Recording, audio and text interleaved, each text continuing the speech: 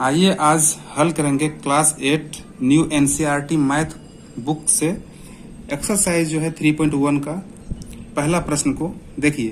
तो पहला प्रश्न कुछ इस तरह से दिया हुआ है, कुछ यहाँ पर जो है चित्र दिए हुए हैं और इसी के आधार पर जो है प्रश्न का उत्तर देना है। तो प्रश्न देखिए कुछ इस तरह से है। देखिए प्रश्न क्या क्या दिया हुआ है। तो प्रत्येक का वर्गीकरण निम्नलिखित के आधार पर करना है, यानी कि ये चित्र के आधार पर जो है जो दिया हुआ फिगर, इसी के आधार पर हमें क्या करना है, इसका वर्गीकरण करना है। पहला में दिया हुआ साधारण वक्र, साधारण बंद वक्र कौन सा है, बहुभुज, उत्तल बहुभुज और अवतल बहुभुज। तो आइए इसी को देखते हैं और समझते हैं इस चित्र से कि कौन कौन सा बहुभुज है। तो पहले में दिया हुआ है साधारण वक्र। इसमें साधारण वक्र कौन कौन सा है देखिए। तो साधारण वक्र का डेफिनेशन याद रखना पड़ेगा, जो परिभाषा है उसको याद करना पड़ेगा। तो साधारण वक्र का परिभाषा होता है जो आकृति पेंसिल उठाए बिना बन जाए और खुद को कहीं भी ना काटे। ठीक है, खुद को कहीं भी ना काटे उसे क्या कहते हैं, उसे साधारण वक्र कहते हैं। तो देखिए इसमें कौन कौन सा है साधारण वक्र। देखिए साधारण वक्र में पेंसिल एक जगह रखना है और कहीं उठाना भी नहीं है और वो बन जाए। ठीक है, तो उसे साधारण वक्र हम लोग कहेंगे। तो यहाँ देखिए, मान लीजिए हम यहाँ पेन रख दिए, यहाँ से चलाना स्टार्ट किए, यहाँ से ऐसे ऐसे ऐसे चलते चले गए और फिर ऐसे देखिए कहीं भी पेन उठा नहीं उठा।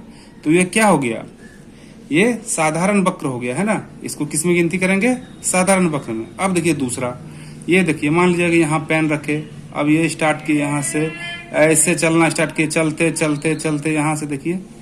ठीक है, देखिए ये भी बन गया बिल्कुल है ना। कहीं उठा पेन तो नहीं उठा, तो ये भी क्या है, साधारण वक्र है। अब ये देखिए यहाँ से हम स्टार्ट किए, चलना स्टार्ट किए, ठीक है, ये देखिए, ठीक है, यहाँ तक तो आ गए, सही है। लेकिन अब यहाँ तक तो आ गए, लेकिन अब दूसरे राउंड के लिए पेन उठ गया कि नहीं। तो इसका मतलब यह साधारण वक्र नहीं है।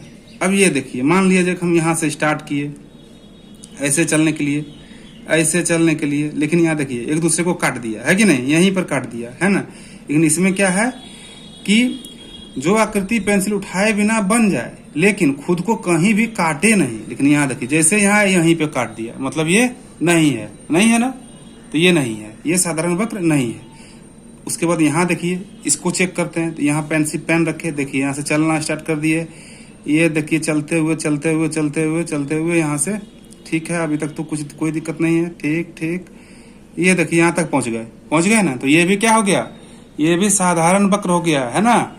साधारण वक्र हो गया तो कितना हो गया, 1 2 1 3 साधारण वक्र मिल गया ना। अब यहाँ देखिए, मान लिया जाए कि हम यहाँ पे रखते हैं, ठीक है, पेन रख दिए, अब यहाँ से चलना स्टार्ट कर दिए, देखिए चल तो रहे हैं, ठीक है, अभी तक तो पेन नहीं उठा है, वेरी गुड। देखिए अब यहाँ भी पहुंच गया है ना। तो यानी इससे भी पेन कहीं नहीं उठा और कहीं खुद को काटा भी नहीं, मतलब ये भी साधारण वक्र है। अब देखिए इसको चेक करते हैं, चलिए इसको देखिए यहाँ से, ठीक है, ये देखिए ये भी खुद को, देखिए पेन भी नहीं उठा और खुद को कहीं काटा भी नहीं, मतलब ये भी साधारण वक्र है। अब ये देखिए यहाँ पे, यहाँ से यहाँ तो ठीक हम चले, अब देखिए पेन तो उठ गया और यहाँ खुद को काट भी देगा, है कि नहीं। इसका मतलब ये क्या है, ये साधारण वक्र नहीं है तो हम कहेंगे नहीं है। ठीक है, यहाँ जैसे ही अगर यहाँ से भी हम स्टार्ट करेंगे, आएंगे तो यहाँ तो पहुंच गए, लेकिन फिर यहाँ से आएंगे तो ये तो काट दिया है ना, यहीं पे आ जाएगा। तो ये साधारण वक्र में नहीं आता है। ठीक है, इसको साधारण वक्र में नहीं लेंगे। तो साधारण वक्र में कौन कौन सा आ गया, तो 1 आ गया, 2 आ गया, 5 आ गया, 6 आ गया और 7 आ गया। तो साधारण वक्र क्या है, एक बार फिर से समझिए साधारण वक्र का डेफिनेशन यानी परिभाषा, जो आकृति पेंसिल उठाए बिना बन जाए और खुद को कहीं भी नहीं काटे उसे क्या कहते हैं, साधारण वक्र कहते हैं। तो देखिए, तो साधारण वक्र में हम किसको लिखेंगे, कौन कौन सा आकृति को लिख देंगे। तो लिखेंगे, देखिए साधारण वक्र यहाँ है तो हम यहाँ लिख लेंगे, कौन कौन से लिखेंगे, तो 1 नंबर है ना, देखिए 1 नंबर, उसके बाद क्या है 2 नंबर है ना, 2, ठीक है, उसके बाद कौन सा है 5, देखिए 5 नंबर भी जो है साधारण वक्र है। क्यों, क्योंकि इसमें खुद को कहीं काटा भी नहीं और पेंसिल उठाए बिना बन गया। उसके बाद कौन सा, 6ठा नंबर भी बिल्कुल बन गया, ठीक है, और 7वां नंबर भी, समझ गए। तो साधारण वक्र समझ में आ गया। अब देखिए दूसरा प्रश्न पूछता है साधारण बंद वक्र। अब देखिए साधारण बंद वक्र कौन कौन सा, इसको भी देख लेंगे। अब देखिए साधारण बंद वक्र का परिभाषा भी आपको बताते हैं, समझिए। देखिए साधारण बंद वक्र का परिभाषा है, जो साधारण वक्र चारों तरफ से बंद हो और खुद को कहीं नहीं काटे उसे साधारण वक्र कहते हैं। देखिए इसमें भी वही है, चारों तरफ से बंद होना चाहिए, ठीक है।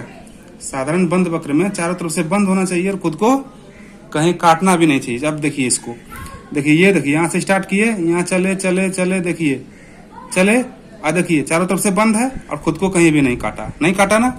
तो ये एक तो ये हो गया। अब दूसरा नंबर में देखिए यहाँ से स्टार्ट किए, चले चले चले, यहाँ देखिए, ये देखिए यहाँ भी आप पहुंच गए, खुद को कहीं काटा नहीं काटा, चारों तरफ से बंद है ना। तो ये तो एक और दो तो हो गया बंद वक्र, साधारण बंद वक्र। अब देखिए यहाँ से स्टार्ट किए, देखिए स्टार्ट तो किए, आ तो गए, लेकिन देखिए पेन भी उठ गया। इसमें भी है कि पेन नहीं उठना चाहिए, ठीक है ना। साधारण बंद वक्र में भी खुद को नहीं काटे और पेन भी नहीं उठना चाहिए, है ना। तो क्या होगा, वो साधारण बंद वक्र कहलाएगा, ठीक है। तो इसमें तो ये तो नहीं होगा, ठीक है। अब ये किए खुद को यहाँ से स्टार्ट किए, खुद के काट दिया ना, तो ये तो नहीं होगा, ठीक।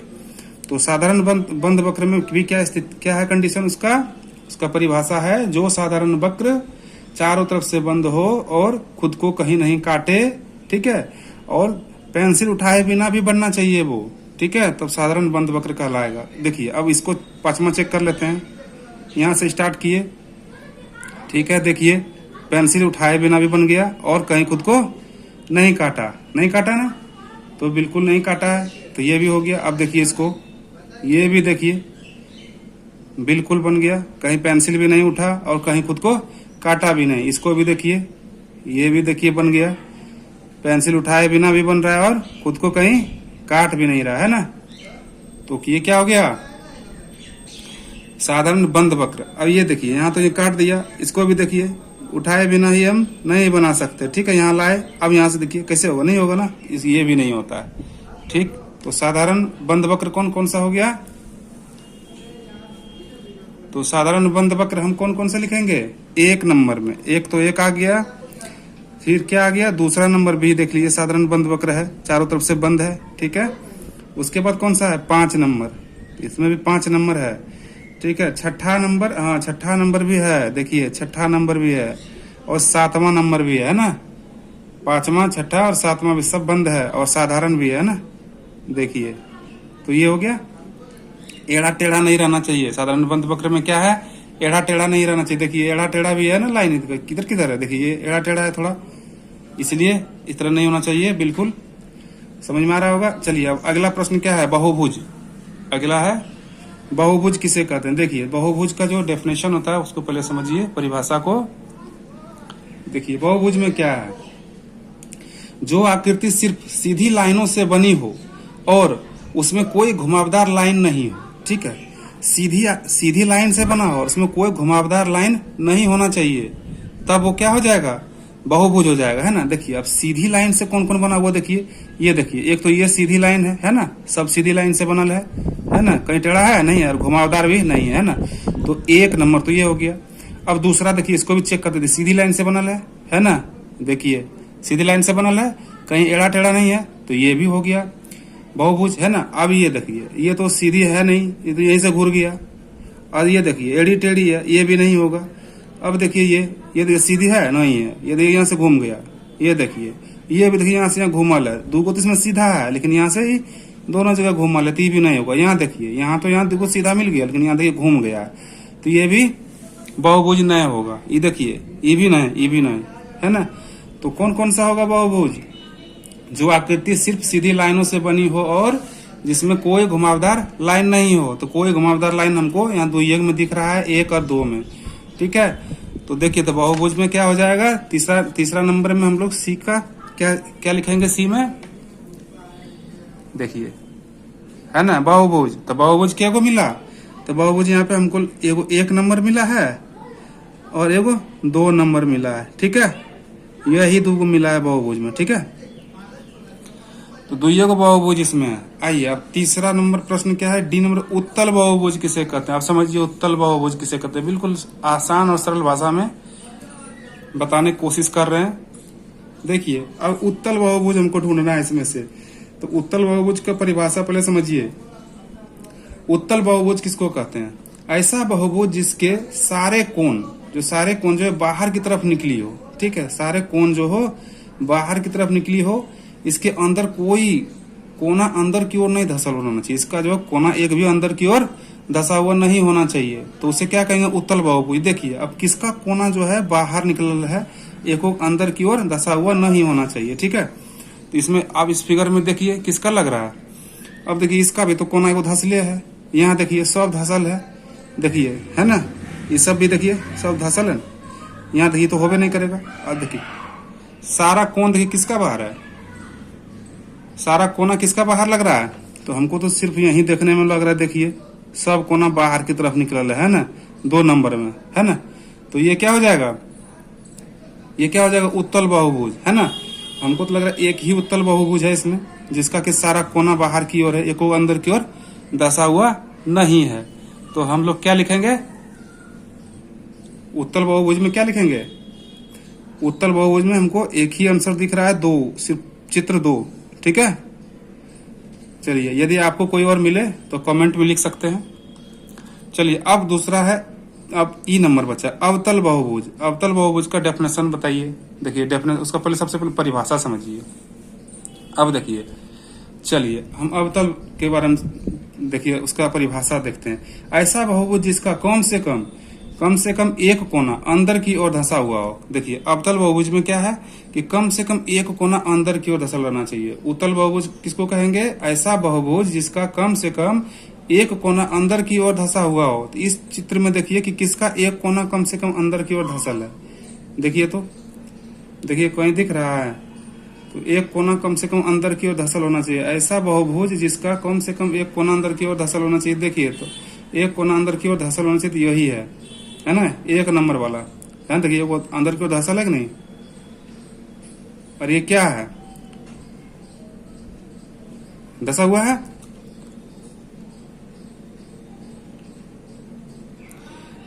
तो अवतल बहुभुज के बारे में समझ गए। ऐसा बहुभुज जिसका कम से कम एक कोना अंदर की ओर धसा हुआ हो, और देखिए उसमें एक कंडीशन और अगर हो जाता है तो कंफर्म हो जाइएगा, जिसका कम से कम अंततः कोण 180 डिग्री से अधिक होना चाहिए। कम से कम उसका अंततः कोण अंततः कोण जो 180 डिग्री से अधिक होना चाहिए, ठीक है। तो देखिए ये 1 नंबर है जो 180 डिग्री से भी अधिक है ना।